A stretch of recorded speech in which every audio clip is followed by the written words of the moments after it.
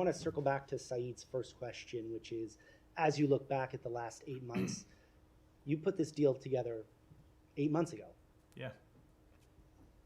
As you see perhaps the efficacy of how Trump's team interacted with Israel over the last few days, are there not any, if not regrets, kind of reconsidering where you could have pushed harder?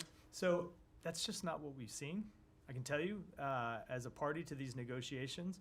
And I think it's a fundamental misreading of the situation. It has not been Israel that has been the intransigent party that has kept us from getting to a deal for many, many months. That's not to say that Israel agreed to every condition that was put forward by Hamas, the conditions that were put forward by us. Of course they haven't. It's a negotiation, and you wouldn't expect them to.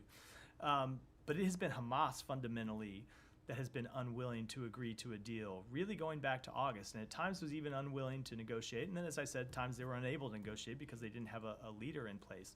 So it is not because of pressure that we have seen brought to bear by any party in the government of Israel the last few days that has gotten us to a deal. We think it is the fact that Hamas found itself in an incredibly weakened position, that its fighters needed a chance they needed a ceasefire, they needed a break in the fighting. And that ultimately, as I said earlier, they saw that no one was coming to their rescue.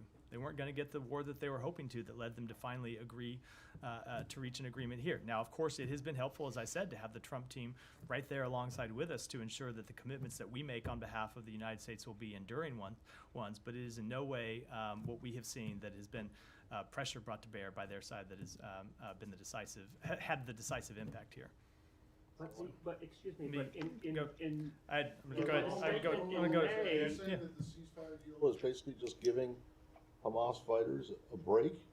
No, I'm saying. I mean, that's what you just suggested. I want to make sure that is why.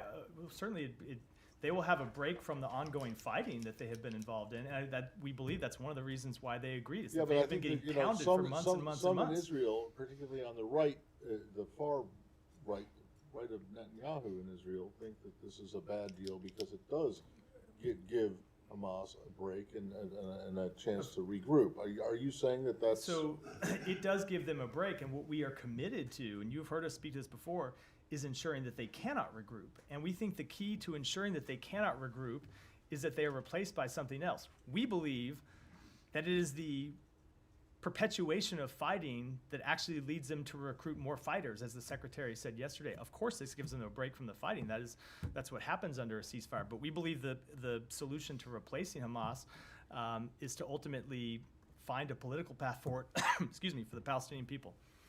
Go ahead. We'll do